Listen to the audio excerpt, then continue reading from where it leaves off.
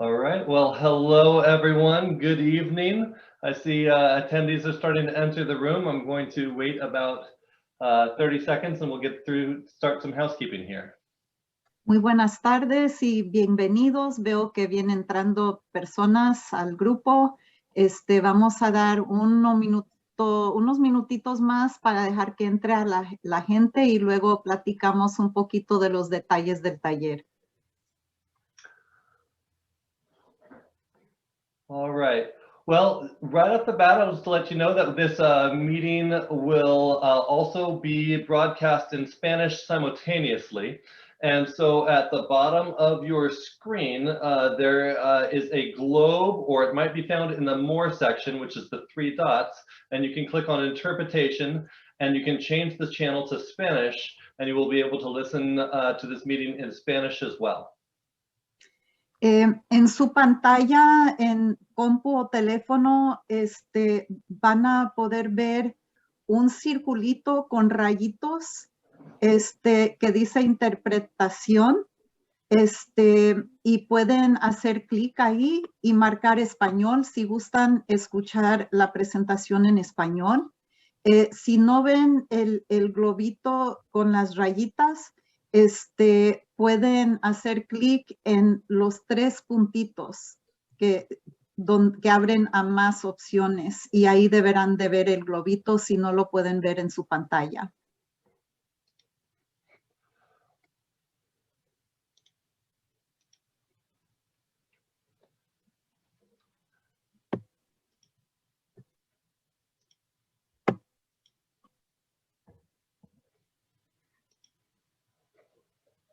And one moment here while I do one more thing with the interpretation.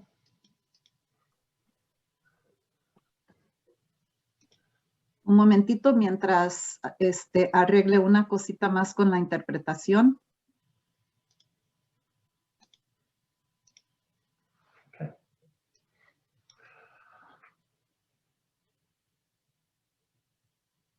All right.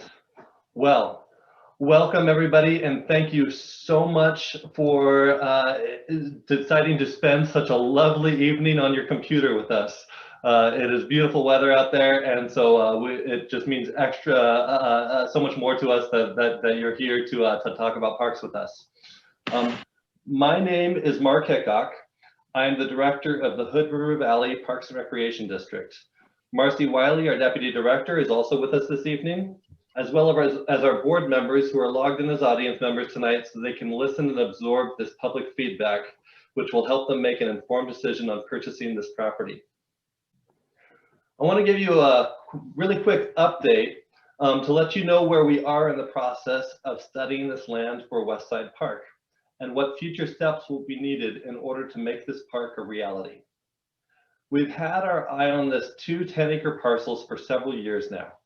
In 2016, we worked with some PSU planning students to do an initial look at the property and gauge public input. Last year, we secured a, last year we secured a 2-year option on this property in order to do our due diligence before investing taxpayer dollars. We have contracted with Walker Macy out of Portland to do a feasibility study. They're looking at things like permitting, traffic, environmental issues, and public interest. So what you're seeing tonight is just a feasibility to test what sort of features might be a possibility on this site. And while this is a great start, it won't be our final park design. So you may be wondering, if the board of directors decides to purchase this property, when will a park be built? Well, that depends. There are several factors to consider, and the Parks District is balancing many priorities. Our pool is in need of rebuilding, and we are nearing capacity for what we can maintain. The Parks District was formed in 1990 specifically to save the pool. And over the last 30 years, we have built and maintained 7 parks and 6 miles of trail, including the Indian Creek and Westside community trails, on a tax rate that was meant just to operate the pool.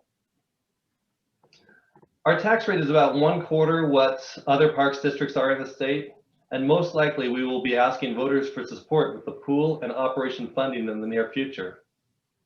But Since usable parkland is scarce and increasing in price, we have an opportunity to purchase this land with a combination of possible grant money and system development charge funds, which are restricted to acquiring and building parks. We are considering purchasing this land for future development before we miss out on it and this parkland is out of reach. So right now, I'd like to turn it over to our consultants from Walker Macy to introduce their team and to run the rest of this this open house. But we will be here for questions if needed. Thanks. Great. Thanks, Mark. Good evening, everyone. I'm Mike Zylas, a principal of Walker Macy. I'm a landscape architect, and I'm joined here by Aaron Maples. Aaron, you may want to wave. And Andrew Parrish. We're part of the design team that has been looking at the site to determine the feasibility for purchase. And for those of you that have participated so far in our process, thank you for all of your input. We'll talk about that in a minute. What we're going to do tonight is describe what we think is possible here. And we'd love to get input as to your opinions. And we'll kind of go through that process when we get there. This is a large site. It's 20 acres. So in park terms, it's known as a community park. That's a scale of a park. And community parks are the district looks to provide a variety of recreational opportunities in sites of this scale. And what you're going to see tonight is some ideas about how the park could be developed in the future. As Mark said, there is no timeline right now for development. And what we're going to do tonight is just show you a couple of options.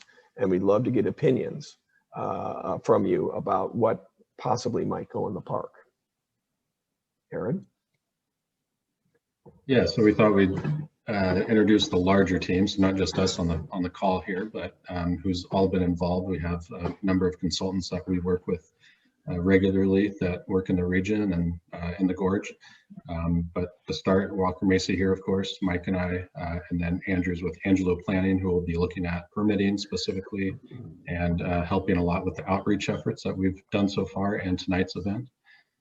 We also have a number of scientists on the team. So Interflu is a wetland.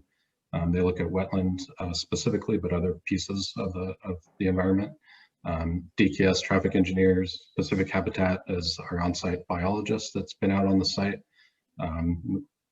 reporting back with memos and technical data, as well as GRI, our geotech and soil scientists and engineers, and then also a civil engineer, KPFF, based here in Portland as well.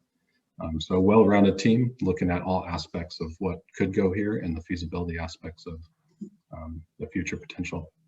Yeah, and just to let the community know, all of those specialists have been out on the site, as Aaron said, and they have all come back saying that this is a feasible park site. So there's challenges, of course, for development and that sort of thing, but we have not found any specific technical issue that would preclude park use here. So before we jump again all the way in here, just to let you know what we've done so far. I know a lot of you may have already been involved in some of the early on small stakeholder discussions back in April.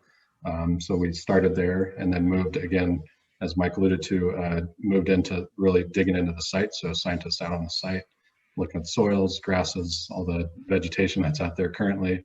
And then we've in the last month, Mike and I and others have jumped into the site planning and sort of thinking about what could go here in the future. Again, we don't know when the park would come to fruition, but looking at the options and possibilities. And then today, and moving forward, today of course is the open house event. Following this, we'll be looking for your input on a new survey. If you've taken the previous survey that was online, there'll be a new survey that you could respond to from this event, and then specifically what you thought about some of the concepts and ideas we discussed. And then moving forward, we'll be providing a recommendation to the district, and they'll base their decision partly on that, the recommendations from the concepts and what they hear from the community. And so we'll be providing a final report as part of that. And so today, what we're doing today, today's agenda, we'll start here in just a moment looking at overview of the project and what we've been tasked with. What we've heard, so starting back in 2016, as alluded to earlier, in the Agora plan, what they learned there, and we're just building on that. So this is a continuation of that study. A lot of you may have been involved there. And then we'll start looking at components of what could go in this park. So, you know, playgrounds, picnic shelters, those types of things. And then we'll look at the holistic overview of what all of those pieces and parts look like in a park. And then we'll hear back from you. We'll have a little Q&A session at the end. Whatever questions we don't get to through the Q&A chat section down at the bottom of your screen, whatever questions we don't answer today on this call, we'll be recording all of the questions and we'll respond to, and in the Hood Rivers district's website. So look for that, and then we'll discuss next steps beyond today. I'll kick it over to Andrew. Andrew. All right, thank you, Aaron. Again, my name is Andrew Parrish. I work for a firm called APG. We are looking at some of the more permitting kind of issues, land use regulations, and also spearheading the public involvement here. So as Aaron mentioned, this is a outgrowth of that PSU study done in 2016. The graduate students there did a really good job of engaging the community out there, including a lot of good Latino engagement. And we want to take all of that information and all of their ideas and kind of bring it to the next level and actually come up with some potential designs, some options for a park here. So as part of our effort, we had a number of stakeholder meetings that I believe Mike and Aaron led, and we put together just a quick survey online to kind of drum up some interest in this event here and let people know that this is something that the district is thinking really seriously about. And in very short order, we got more than 500 responses from people. And actually, I just checked before the meeting, and now we're up to, I think, 650. So it seems like every day there's another 100 or so. Clearly a lot of interest in this park site. So let's go to the next slide here. This is just some screenshots of the Westside Community Park plan that the Portland State University students put together. It's a really nice document, really visionary, I suppose. Got a lot of folks interested in the site and what might go here.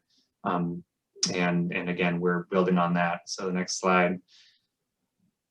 This is the district's website, which is where we have been linking our surveys. So I think as of now, this older one has been taken down, and we actually have a new one up that we will give you a link to after today, just to incorporate some of the actual site drawings that we're going to be showing you later. Those weren't ready by the time we did this earlier version, so we'll have an updated one to you. Next slide. So just in a real broad kind of sense, what did we hear from the survey so far? So we asked two main questions. What do you see as the benefits to a park site in this location, and do you have any concerns? And so I'm just going to read some of the main themes that I saw while reading through responses. The benefits were, this is a nice place to relax. It's close to one of the quickest growing parts of the city of Hood River. It'd be a great place for children to play. It's a great natural space now and could be a great natural space going forward. Plenty of room to walk and bike around, room for more than one type of use on the site. So it's a big enough park that you could have several kinds of play opportunities. We had folks say, this would be a good place for a new pool. We had folks say this is an important connection to the trail network out there.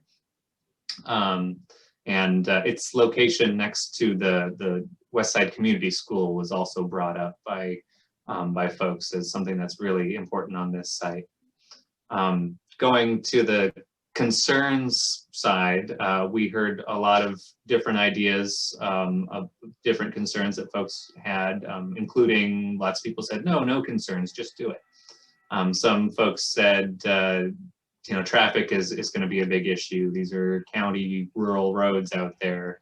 Parking is a big issue. Either too much is going to be there or not enough is going to be there. And we'll talk a little bit more about that as we get into the design.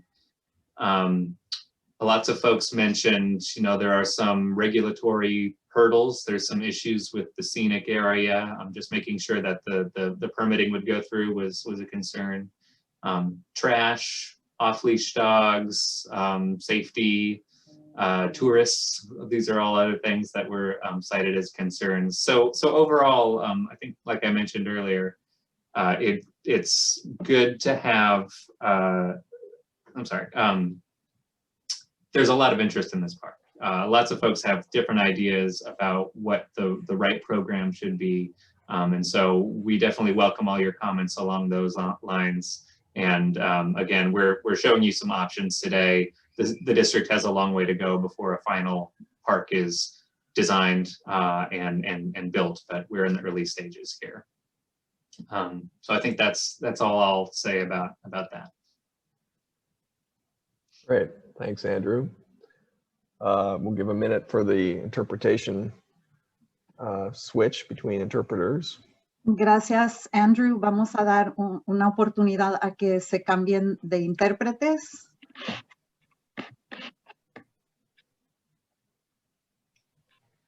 And Lorena, you are, I believe, in the English channel. If you could switch then now to the Spanish channel for the interpretation.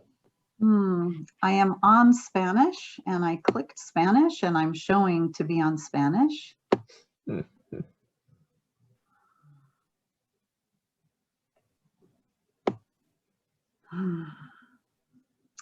Not sure what I should do.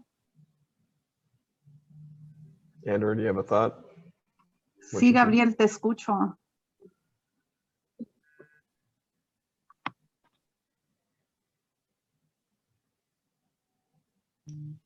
You're still listed here in English, and I have you listed as an interpreter on the Spanish channel, so I'm not sure if there was something you needed to click.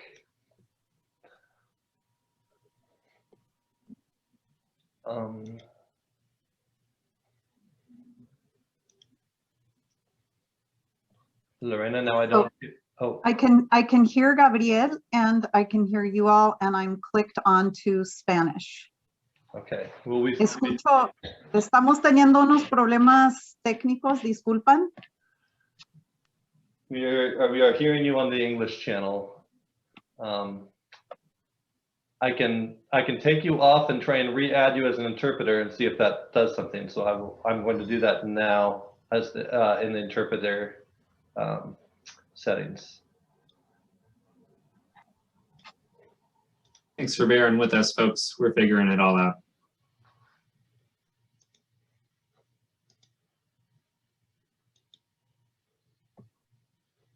Gracias, Gabriel. Okay.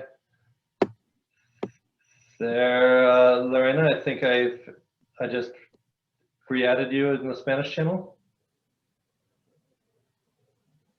And I don't hear Lorena anymore, so I think that she is in that one. Okay. Can you Great. confirm, Lorena? Can you say something? And if I don't hear you, we're going to move forward. Okay. I think we're good. Okay. Thank you for bearing with us.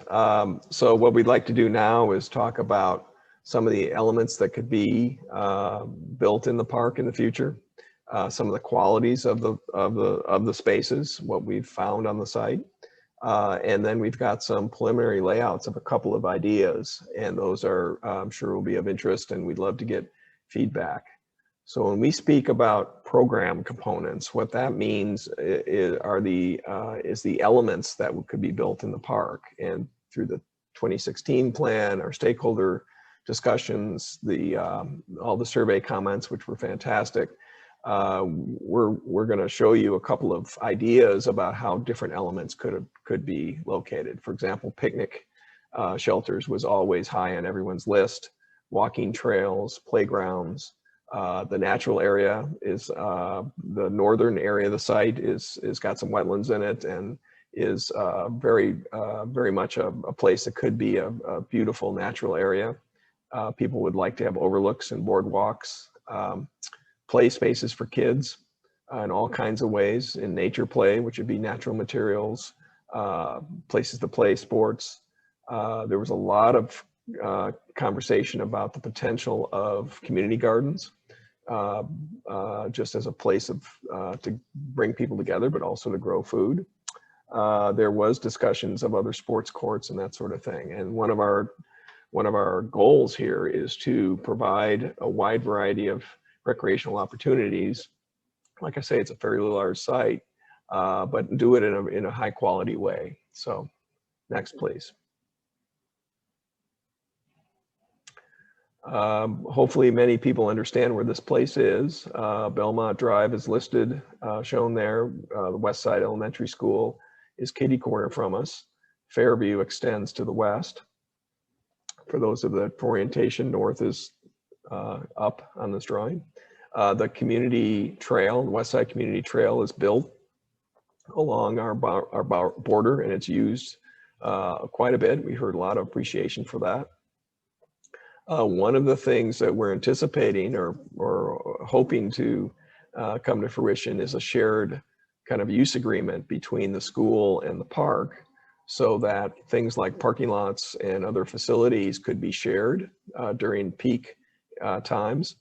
We heard from the school, some of the folks who work for the school, about their desire to use the site for, say, track running, cross-country running, I should say, interpretation, education, that sort of thing. So we think there could be a great synergy between these two sites. We won't have to overbuild certain things. That's still early days. That circle indicates a real key intersection that would need to be addressed, and that has to do with not only traffic safety as people come around Belmont and intersect with Fairview, but pedestrian safety. So any park that's built here, we would really ensure that there'd be very safe connections, especially at that corner. So we're encouraged by this very preliminary conversation about being able to share community resources. Next, please. For those of you that have been to the site, and we've got lots of comments back through the survey and in our conversations, it's a wonderful place. It's got a beautiful vantage point. You can see some of the mountains from here, but really what's wonderful about it is its sense of scale. And it's 20 acres. We're seeing beyond the border of the site on this photograph, but it's got a beautiful presence up on the hill. Next, please.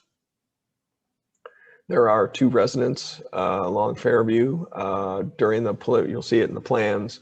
During the early days, those residents may likely stay maybe up to 10 years of the park's life. But eventually those areas will be used for park uses. The Westside Trail is really interesting. It's got a lot of different personalities. This is at the northern end. There's a lot of water that gets generated and flows through here. That's why we're thinking of a natural area in this end. But the trail is highly prized and used by the community. And we often, every time we're out there, we see walkers and bikers and all kinds of community members utilizing the trail. You'll see in the plans the integration of the trail into the park development. Again, this is a view from another part of the trail in the summer. So all in all, we're very appreciative of the site. We think it has a lot of quality. We think it's a feasible site to build, and it has the ability to provide a variety of personalities and uses for the community. Next. So what we'd like to do now is show you a couple of ideas about how the park may be developed. And again, we're not going to decide on a park plan tonight or even before the Parks District decides to purchase. We're just testing feasibility of different program elements, and in a subsequent process, final decisions will be made. What this is looking at is Fairview's at the bottom of the drawing, Belmont The Westside Trail goes up along the right into the upper part of the drawing. The orange lines indicate trails, and the yellow areas indicate different types of uses. And for example, playgrounds, sports courts, there could be a shared children's athletic field area. Community garden has been asked or discussed a number of times. So those are the kind of uses. To the north, you can see elements of nature play, which is kind of a natural playground feature for children, seating areas, lots of intersecting trails and connections up there. And then some of the built elements are picnic building that could accommodate 40 to 50 people, a restroom for the park, a maintenance building, that sort of thing. And you can see the circulation comes in off of Fairview away from that corner at Belmont, because we think that's the safest place to circulate.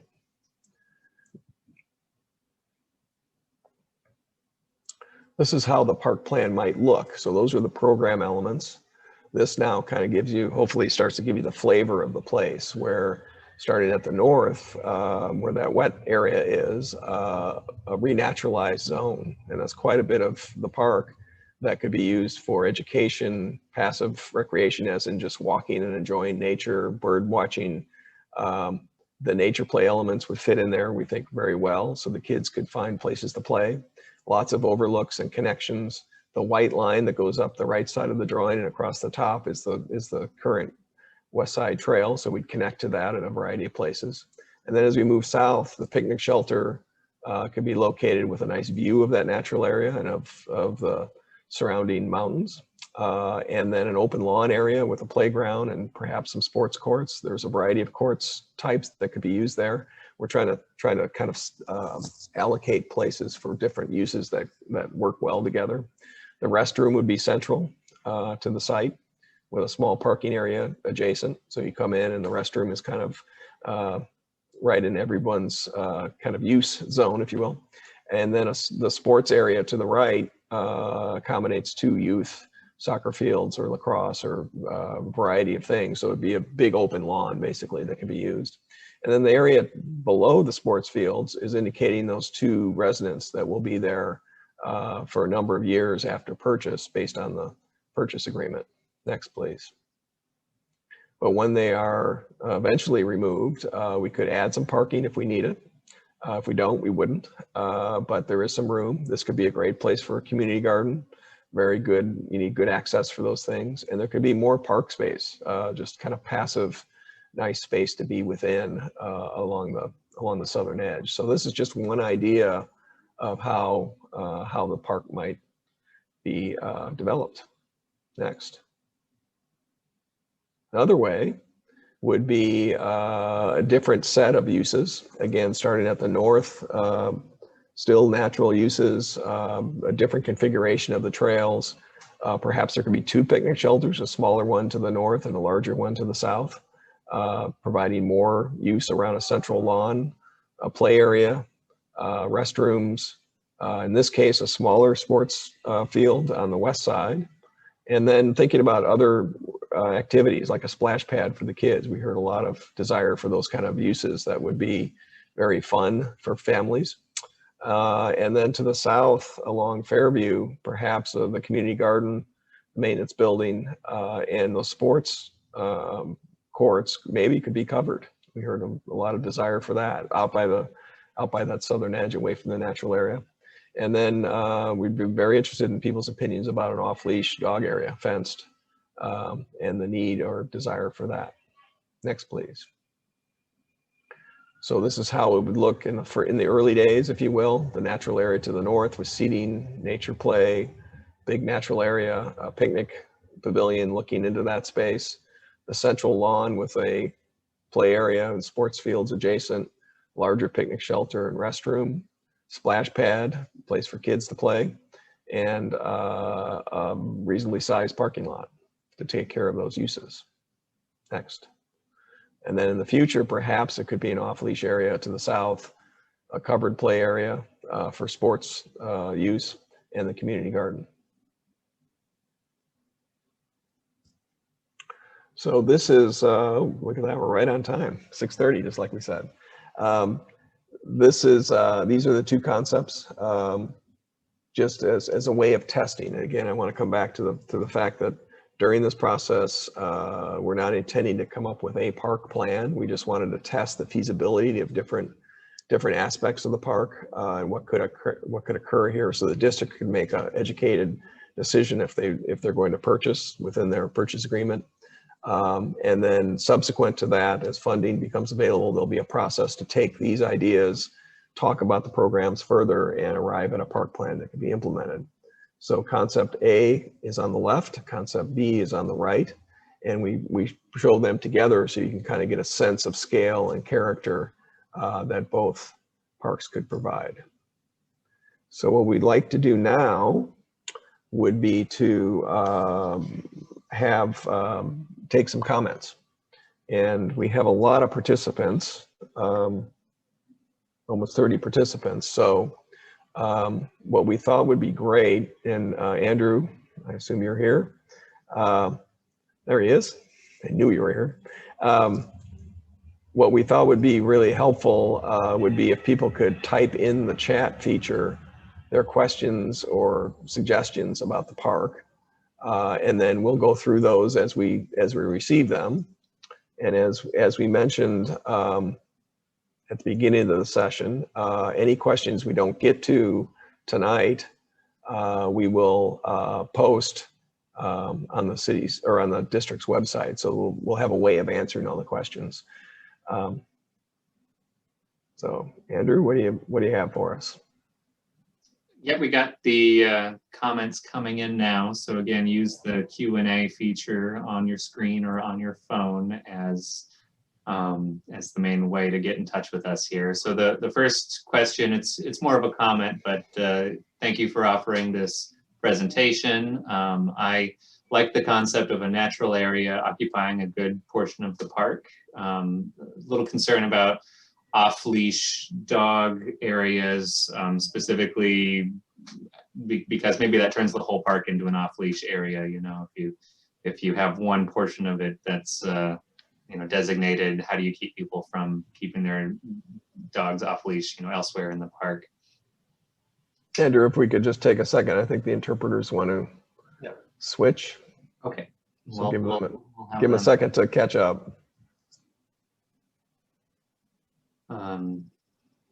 And we've got a couple of other questions about lighting. So I'll go ahead and flag those for us here. Will the sports fields, parking lot, etc., be lit? Yeah, the sports fields will not be lit. I should have mentioned, I know that Mark mentioned it, or Aaron did early, but this site is within the scenic area. It's outside of the city limits. And it has a whole set of criteria that it needs to meet that a site inside the city limits would have different criteria to meet. One of the big considerations here is not to create light pollution. So these sports fields will not be lit. The idea is they're natural grass and they're open for primarily children's use. And Mark, I would assume we will have some security lighting just for safety, but the idea is not to add a lot of light here. Is that what you would say, Mark? Yes, exactly. And any kind of lighting that we would use is going to be designed specifically to shine straight down in the parking lot and not allow light pollution out of the area. But again, we're not in the design area yet, but I would imagine for safety for a parking lot, there would probably be some sort of a timed lighting system. Right. So think of it in general terms of going to dark at nighttime.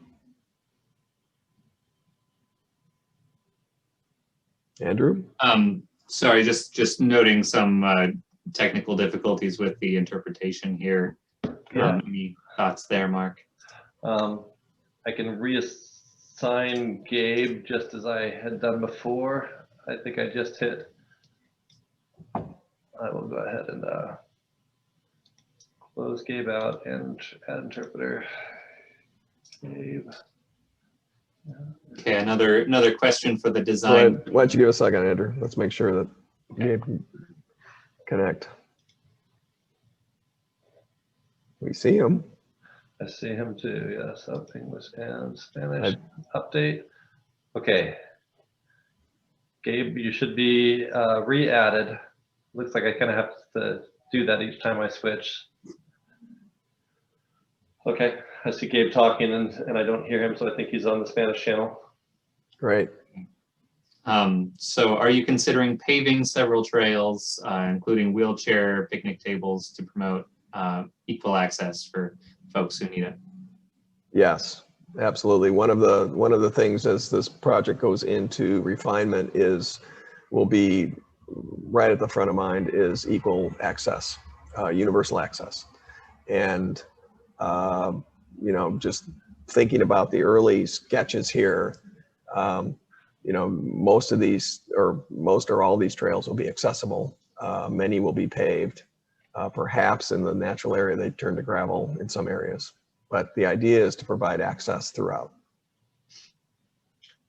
So when you say youth sports, does that mean that these are smaller fields than what a typical adult field would be? Yes, and they'd be sized, for example, in concept A, you can see the larger rectangle. They would be organized so that children can play, you know, the sports could be set up running across east-west or north-south, depending on the game and the size of the participants. But yeah, it's a smaller field focused on children. We've got a question about funding. So maybe this one would go to Mark. The park concepts are beautiful, but I'm curious, how will this be funded? Currently, one of Park and Rec's most used and loved sites is the community pool, and it needs a lot of help. So just kind of a general funding question, and how might this affect any other responsibilities that the Park and Rec District has? Sure. Great question. Very important question. The funding right now that we're looking at for this is a combination of grant funding, and there's actually a lot of grant funding available for acquisition of land, but not a lot of grant money for rebuilding pools or doing any sort of pools or indoor. Hey, Mark, you might want to slow down a little bit. I see Gabe trying to keep up with you. Okay. All right. Another is system development charge money, which is money that's collected specifically for building out the park system. We can use some of that money for rebuilding the pool as well, but it's meant for many things as well as building new trails and building new parks. And so on the capital side, the purchasing this property, it's a little bit easier than on the operational side when we decide that we want to build a park here and we need to have, you know, park staff mow it and maintain it and all of those other things. And that's where we're going to have to figure out another way to do it. And that will be when we're looking at going out to the voters. We do know that this pool specifically cannot be rebuilt without support from our community and from the voters. So we will, regardless of whether or not we bought this property or do anything else here, we're going to have to ask the community for help with rebuilding the pool. Great, thank you. Got a question about these. I'll answer this question. So the question is, the city of Hood River recently updated its transportation system plan, and it shows 30th Street being extended to Belmont. So this is the street that's on the east side, on the right side of the park site here. So we have talked to the city planning folks, and that is a project that's on the long-range transportation system plan. And there's some issues with kind of where the urban growth boundary line is and how much of that future street would wind up on this park site here. But it may potentially affect the park in the future, and it basically means probably shouldn't put any permanent structures kind of in that portion of the park. And maybe in the long-term future, the uses that are on the corners, the edges of this park are going to be different than what they are today. But that is part of our thinking. So just to put a finer point on that, if you look at the right side of, say, concept B, where it says Westside Trail, that street would be right there along that western edge and line up with Belmont below. There'd be a new intersection. And what you see in this plan is we didn't put any large structures or built elements within that edge because we don't know specifically about how the street would be developed. So again, just to reiterate, this is a large site that has lots of possibilities. So we're being cognizant of those edges, and we still have lots of great opportunity here. A question about the wetland. Would that be restored or enhanced? Yes. So we, Interfluve, as Aaron pointed out, is our wetland scientist team. They're from Hood River, very knowledgeable people. The whole notion of that natural area and even north of that word natural area would be restored. So it would be a beautiful natural space to walk through. You can see there's intersecting paths, lots of places to sit and enjoy. The dark green circles are trees, just as a symbol. But think of that north side of these drawings, the upper part of these drawings, as being renaturalized space. Got a couple of questions sort of about impacts to adjacent landowners. One was about lighting the sports fields. I feel like we addressed that. Generally very limited lighting, if any, for the park. And another one about hours of use. Any thoughts on hours of use for the park with noise issues and maybe the off-leash area? I don't know if the Parks District has any policies to that end currently. Yeah, the rest of our parks are for the most part limited from during dusk till dawn, or I'm sorry, dawn. I think dawn to dusk is better. And with the exception of a couple areas like the lighted tennis courts at Golden Eagle Park, where we have a coin-operated lighted area, and in that case, I think it's 9 p.m. is the time that we close that. But for the most part, once it's dark, our parks are closed. And kind of related question, do you have community gardens in other parks? Do you have any organizations that handle kind of their upkeep? So that would sort of be a new entry for the district. Yeah, we don't have any community gardens at this time. I do know of one in the community that is at a local church, but we would probably be looking to partner with the Master Gardeners or some other group to help us with the management of that. And another workplace where I've been, actually two others that I've been, we have ran community garden programs, so I'm very familiar with those. Great.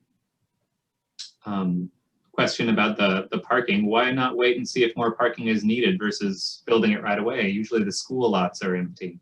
I'll answer part of this question. To get a land use permit for a park in this area, the county, this is outside the city limits, so it'd be going through the county. There are requirements that you provide enough parking, and what enough parking is can depend on a lot of things, and so there's some sort of room there to look at what the needs might actually be, and maybe the parking lot across the way at the elementary school would count for something, especially if there was a written agreement that the district had. But I think, and Mike, you can correct me if I'm wrong, but I think the plan is to build a fairly modest amount of parking and then see if more is needed down the line as maybe these homes get removed in the long term. That's exactly right, Andrew, is that if you remember the phased parking or the phased plan we showed, just in these initial concepts, our thought would be we'd build sufficient but not too much parking. So maybe a 30-car space parking lot or something. It would be central to the location, again, trying not to impact neighbors, but it also provides great accessibility for those that are coming from other places. We don't believe we can use the school lot all day. In other words, when the park is open, there'll be some kind of shared agreement, but it is still their parking lot. So we believe there'll be some need for parking, but these plans are trying to indicate that we wouldn't overbuild in the early phase and that you have the opportunity, or the district has the opportunity to add depending on the use. So we're at 6:45. I've got just a couple of questions left in the queue here, but I'm wondering if our interpreters want to do another swap, and Mark might need to do some reassigning here. Okay, I see Gabe with a thumbs up, so I am going to go ahead and add Lorena again and remove Gabe and do an update. So we're getting into the swing of it here. Yeah, we're learning this new software. So Lorena, you should be added and be able to unmute yourself and speak on the Spanish channel. If you're speaking right now, we can't hear you on the English channel, so I'm assuming that it's working on the Spanish channel. Great. So the next question here is, would sidewalks be added on Fairview, I assume, or maybe Belmont? Seems necessary with increased pedestrian activity for safety, especially when connecting with the school. Mike mentioned, that intersection with the school there is definitely going to be really important, and I think the Parks District will be working with the city and county to do whatever it is that they require for those roads along the sides there. But it's definitely, pedestrian safety is certainly an important aspect of what the district wants to accomplish here. Yeah, I think go ahead. Well, I was going to say it's a very good point. And when we've been out on the site, which is many times, we see people walking down the shoulder of Fairview, and with low volume traffic, that's probably safe, but as things increase, safety will be a concern. So if you look at concept B, for example, there is a sidewalk that runs in the park from the Westside Trail into the central area. Perhaps in later iterations of the plan, that should be extended just to make sure that we have a safe frontage and connection to that new intersection at Belmont. A question about, I think, just safety in general. It's outside of city limits. Do you have any thoughts on police or security or anything like that for this site? Does its location outside the city limits really change anything for you all, Mark? We like to work with police and sheriff ahead of time on different things. On design elements to make sure that they've got good sight lines into the parks and things like that. This is very close to the city limits. In fact, it will probably be bordering the city limits on a couple different sides, so the city police will be very close here. The sheriff, I do believe, are working toward going back to 24-hour patrol after they have passed their recent levy. That was one of the promises with that levy. So I believe that they will be back to 24-hour patrol. But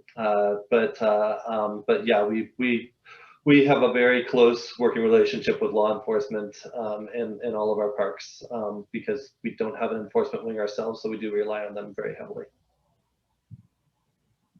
What is covered play?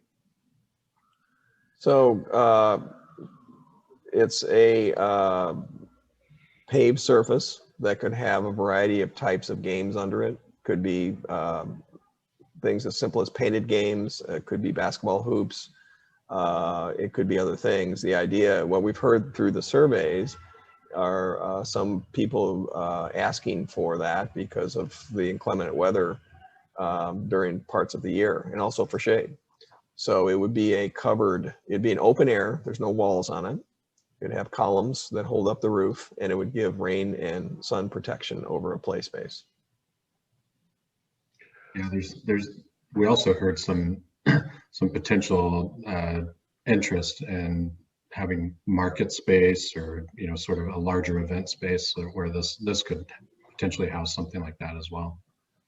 Yeah, thanks for bringing that up, Aaron. One of the interesting things we heard in the survey was this desire, you know, as this park becomes more of a community resource, that perhaps on weekends there could be a farmer's market or another kind of market here that would need to be managed, but it could be interesting use, so that that element may be available to that. Just a couple of questions related to the northern area and kind of the wetland and the size of the wetland. You know, how much of that northern area does the wetland occupy, and does that area have room for something in the future like tennis courts, like more parking? Any thoughts on that? Yeah, what's interesting about what the wetland scientists have found is there's a series of wetlands there. Some are small, some are larger. When we're inside of the scenic area, by the rules, you define where the wetland edge is, and then there's a 100-foot buffer because we're in the scenic area. It's a larger area setback than would be needed in, say, inside the city. So this is anticipating it would stay in the county, in the scenic area, and essentially those overlapping buffers kind of lead us to this kind of solution of the northern area being naturalized, because between the buffers, there's very little room. As far as other uses, you know, if we're going to renaturalize a zone, make it a wildlife thing, a place for education, having that be the quiet part of the park, where the more active park to the south we thought made some sense.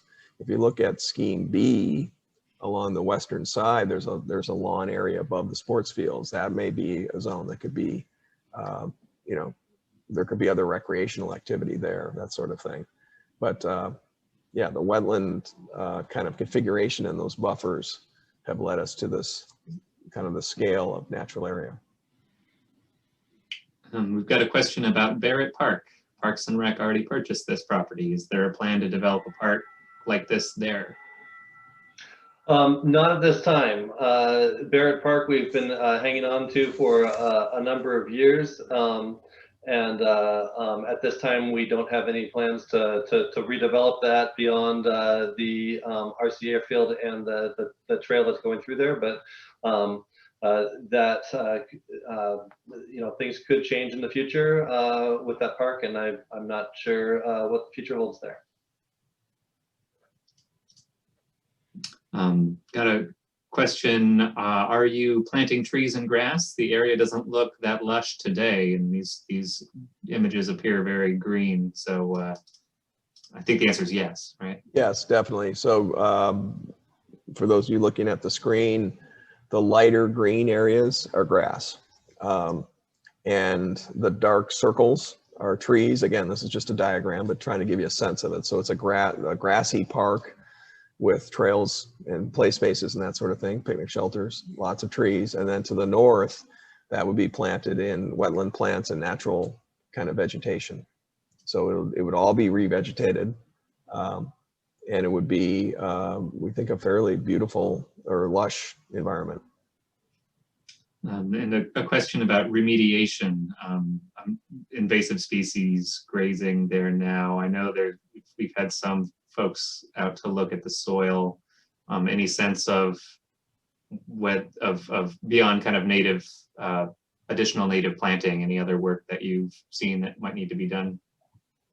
Like I said, the positive news we have to share with the community is that all of those specialists going out to look at their specific areas of expertise, like endangered species, sensitive habitats, those sort of things, have all come back with answers of this is a feasible park site. So that's encouraging. When the park gets designed and the natural area, for example, gets into the design kind of process, that's when we'll look at soils. A lot of invasive seeds will be in those soils. There's ways of mitigating that before you plant. But there's also the management. Mark mentioned one of the keys here is the district's being very careful to develop when they can maintain. And the management of that renaturalized area will be very important, especially in the early, 5 to 8 years while the native vegetation comes forward. So there's ways of preparing the soil, and there's ways of managing those areas so they do naturalize. Got just more of a comment about working with the school district. It seems like the parking should be at the school and with more parkland in the park. I think we've talked about that, but just wanted to note it here. Another question about emergency response. So being outside of city limits also affects medical response. Will individuals needing medical attention be depending on volunteer fighter response? I'm not sure if there's a specific answer to that, but does the Parks District work with other emergency services? We'll be talking with emergency services. I do know that there's oftentimes joint service agreements between them, but there are a lot of parks that we have that are in the county, Post Canyon, and that's not one of ours, but a lot of people get hurt up in Post Canyon and such, and a lot of other places. So we'll be talking to emergency services, but I can't answer exactly who will call or who will show up when you call 911 at this park quite yet. Another, not really a question, but just to say thanks for considering this. I'm very supportive. There's a cooperative farm that is looking for a new home. Might not be the best aligned for the timing of it, but you have some local partners when considering community gardens. And related to that, this is the last question, I believe. We're just about at time. What help do you need from the community? Oh, I love these questions. Well, we need your voice first of all and your support. So contact the board of directors. They are watching this as well, and we'll be getting a full report on this. But let them know that you're, if you are in favor, that you're in favor of this. But also, we will be forming a Friends of the Park group very soon. And please, we'd love for you to get involved with that. There will be some fundraising aspects to that, and some stewardship opportunities where we're going to be starting a new stewardship program for park adoption and things like that through that program as well. So be on the lookout. Join our newsletter if you're not already on it. Go to our website, Hood River Valley Parks and Rec.org, and join our newsletter, and we'll keep you updated with all the different ways that you can help. That's great. Yeah, Aaron, why don't you take them through this too? Where this information will be posted? It's another way for people to stay involved. Yeah, so again, thank you everybody for bearing with us through all the technical difficulties and great questions. I think we got a long ways here. It's been really helpful and will continue to be helpful as we refine.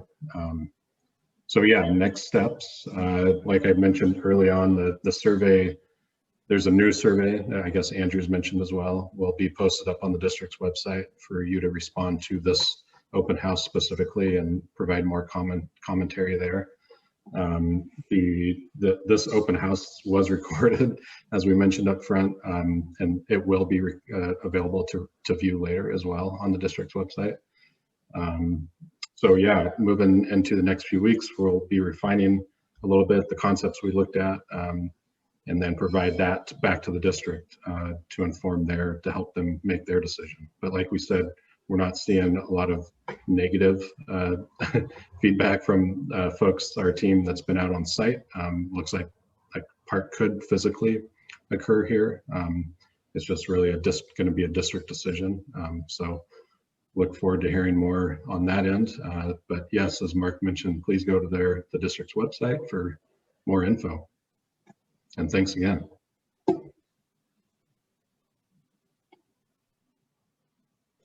So with that, I think we've concluded the meeting. We appreciate everyone's participation. Thank you for all the comments.